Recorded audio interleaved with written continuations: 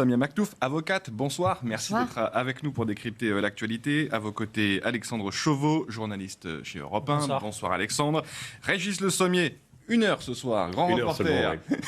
C'est déjà bien. Merci d'être avec nous, Régis. Et François Bersani qui attaque sa 9e heure sur le plateau de CNews depuis ce matin. Porte-parole unité SGP Police. Merci beaucoup d'être avec nous. François Bersani, je ne vous implique pas dans ce débat politique, mais question aux policiers que vous êtes. Demain, le séparatisme se renforce, cette loi se renforce et on interdit le salafisme, le wahhabisme. Question aux policiers de terrain, comment vous faites pour identifier un séparatiste salafiste?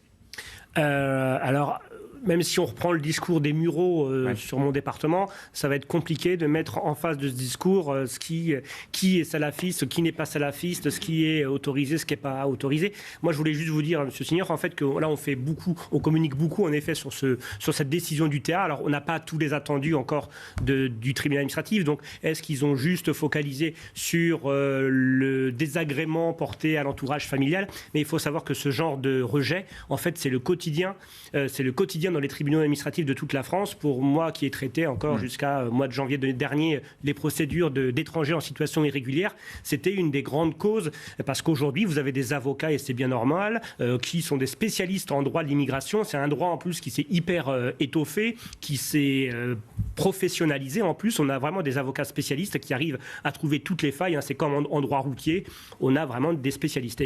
Et face à ces spécialistes, très longtemps, les préfectures ont monté des dossiers pas suffisamment techniques et n'avaient pas les armes, entre guillemets, pour se défendre face à des spécialistes. Et donc, ce genre de refus, c'est le quotidien.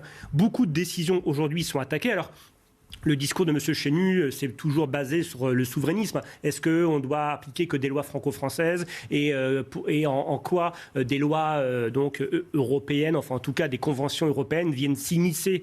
Et est-ce qu'on peut encore faire les lois qu'on veut chez nous? Ça, c'est vraiment le travail du législateur et c'est le travail du législateur éventuellement de procéder à des changements. Maintenant, pour les services de police, Mme Maktouf a tout dit en introduction quand elle disait qu'on aurait pu choisir une 3e voie. C'est la fameuse judiciarisation, parce qu'aujourd'hui vous avez des services qui sont spécialisés en France en matière en DGSI ou même dans d'autres services pour traduire, parce que quand on commet des délits comme des propos xénophobes, des propos antisémites, des propos qui tombent sous le coup de la loi comme la discrimination, c'est priori c'est ce à quoi se livre Monsieur Iquissen, et bien dans ces cas-là il aurait fallu en effet traduire ça en justice par des procédures en justice, déférer M. Iquissen devant un tribunal. Des juges du siège auraient pris, ou pas d'ailleurs, une décision de culpabilité à son encontre, et là on met en branle l'interdiction du territoire français que l'on peut décider lorsqu'un délinquant ou un criminel commet un délit. Mais je pense que le ministre, je ne suis pas dans l'esprit, dans le cerveau de M. Darmanin, notre ministre, mais je pense qu'il a voulu aller vite pour contourner. Qui vous concerne directement, François Bersani, ce sont ces refus d'obtempérer qui se multiplient sur le territoire français.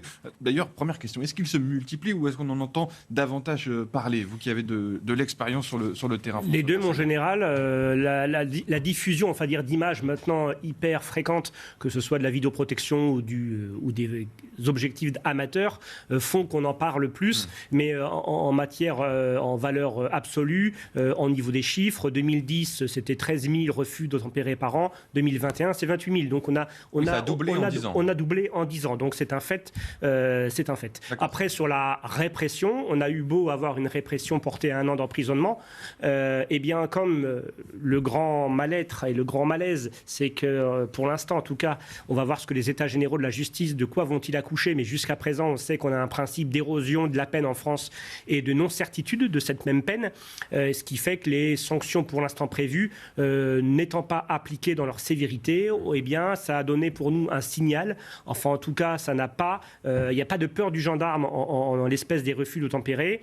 Il faut savoir que sur ces refus d'obtempérer, la plupart des conducteurs soit sont sur des conduites addictives, c'est-à-dire ils sont sous l'emprise au moment des faits de stupéfiants, d'alcool, ou alors ce sont juste des gens qui n'ont pas leur permis ou qui sont recherchés. Voilà. Mais aujourd'hui, tout à chacun, malheureusement, les profils maintenant sont très variés en matière de refus d'obtempérer. On peut avoir du bon père de famille ou de la bonne mère de famille, comme du délinquant réitérant, parce que la loi, pour l'instant, est toujours restée... Enfin, la loi, elle est ferme, mais en tout cas, l'application de la loi, c'est toujours le même problème de la réponse pénale. pénal. Donc, et quand j'entends parfois, il faudrait encore remonter la sanction. Non, appliquons déjà ce qui existe. Et quand on aura appliqué ce qui existe, on se posera la question s'il faut monter en gamme. Mais ça, c'est pas très compliqué de dire ça et de faire ça, François Bersani. Vous le répétez oui, mais il faut convaincre. Parce qu'on parle des États généraux de la justice. Il faut convaincre Éric Denis-Moretti, qui j'espère va sortir de ce déni.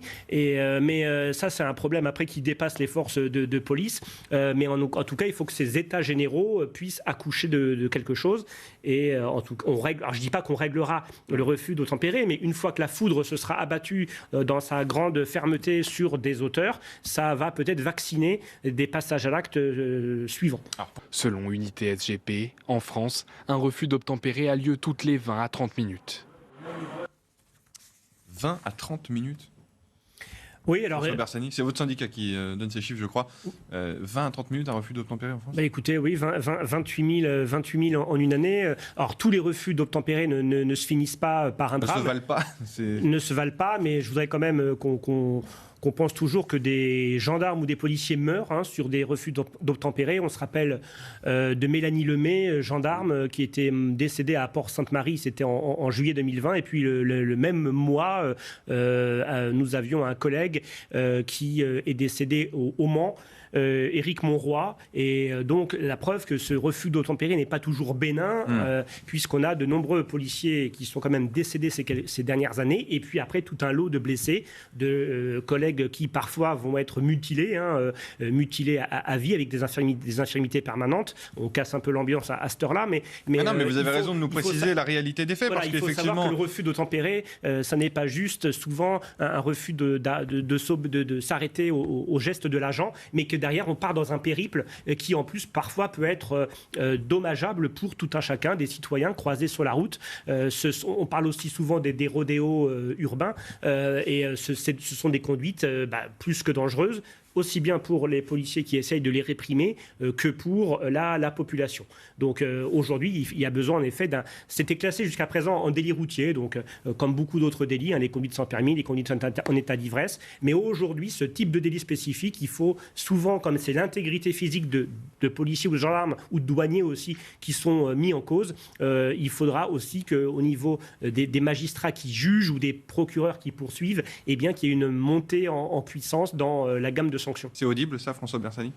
Alors, ça dépend auprès de qui, mais le sujet de la surpopulation carcérale est un vrai souci, puisqu'il pénalise aussi l'entrée de nouveaux délinquants ou criminels en prison. C'est comme les places en centre de rétention. Les centres de rétention sont saturés.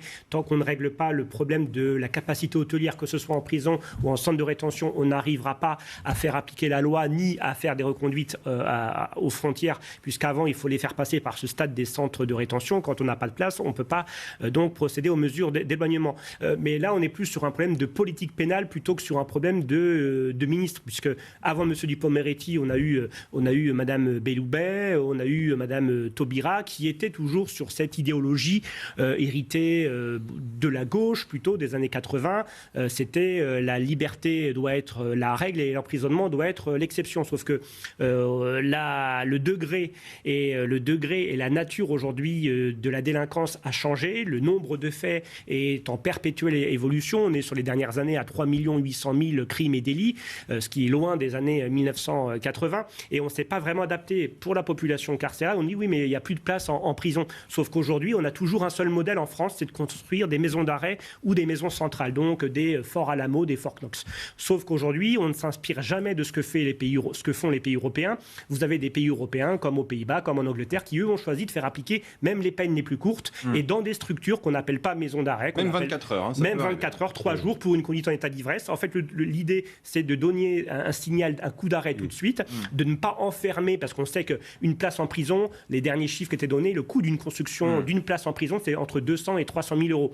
En effet, pour enfermer des gens qui commettent des délits routiers à répétition, des vols étalages à répétition, est-ce qu'il y a besoin d'avoir un niveau de sécurité qui amène 200 000 euros par place? On pourrait faire plus souple, plus agile, on ne le fait pas parce qu'on est sur un vieux schéma, et ça aussi, ça fait partie des mesures qui doivent être, et en effet, la surpopulation carcérale est indigne, donc on doit aussi traiter, il n'est pas question d'enfermer les êtres humains comme des poulets en cage, mais en tout cas, il faut trouver trouver une solution parce qu'à force d'avoir choisi des mesures alternatives à l'emprisonnement, il n'y a pas cette vertu de l'épée de Damoclès. Et aujourd'hui, c'est pour ça qu'on a des mineurs qui réitèrent jusqu'à la majorité. Et c'est pour ça qu'on a les délinquants routiers qui souvent savent qu'ils vont bénéficier d'une certaine mansuétude. Il faut savoir aussi que dans l'idéologie de certains magistrats se disaient « oui, mais une conduite en état d'ivresse, même moi je pourrais la commettre, c'est un délit un peu du quotidien que tout le monde peut être amené malheureusement un jour à commettre sur une absence de contrôle de soi-même. Et donc, il y a toujours eu une moindre sévérité pour ce qui est la famille des délits routiers par rapport à d'autres délits plus graves. Moi, je veux juste te dire que c'est pas du tout votre discours. Hein, mais on a eu souvent le discours de militants, on va dire, associatifs, qui nous expliquaient. Voilà, c'est pour ça que j'ai pris la précaution. Militante du droit. J'ai pris la précaution de vous sortir de ce que je vais dire. On avait quand même souvent le propos, c'est la prison est l'école du crime. Et sous prétexte que la prison pouvait être l'école du crime, eh bien, on réfléchissait à 10 fois, voire à plus de fois même avec des antécédents judiciaires nombreux ou des condamnations déjà, avant d'enfermer quelqu'un, parce qu'en effet, il y avait des risques de basculer vers une criminalité plus lourde. Mais avec ce sacro-saint principe, on arrive très vite aux limites, et c'est surtout qu'aujourd'hui, on parle souvent d'ensauvagement, on parle souvent de France Orange mécanique, on en parle souvent aussi lorsque vous faites des plateaux sur les tirs de mortier ou sur les attaques qui sont contestées. Voilà, aussi, parfois contestées. Mais aujourd'hui, on ne peut plus agir avec les outils des années 80 alors je ne sais pas si c'est l'idéologie aussi des années 68 qui a... Aujourd'hui, on a des gens qui sont en responsabilité et qui étaient pas encore en responsabilité en 1968, mais on peut avoir aussi une idéologie qui ne nous rend pas service et qui, surtout, pour restaurer l'état de droit, nous, on croit encore à la vertu de la sanction, mais l'emprisonnement, ce n'est pas l'alpha et l'oméga. On n'est pas là pour dire il faut enfermer tout auteur de crime ou de délit. Mais on avait attendu jusqu'à présent que les réitérations soient nombreuses. En effet, avec la personnalisation de la peine et l'individualisation de la peine, ça a permis aussi souvent d'écarter la peine d'emprisonnement. Et puis il faut se rappeler que jusqu'à 1 an d'emprisonnement, où avant c'était jusqu'à 2 ans, on n'allait pas en prison parce qu'il fallait choisir il fallait aménager, on va dire, les peines. Donc c'était des signaux qui n'étaient pas bons, en tout cas, pour éviter une réitération des faits. Si vous le voulez bien, Sama Maktouf, on remercie François Bersani et Régis Le Sommier. Merci à vous d'être venus ce soir sur le plateau de Punchline.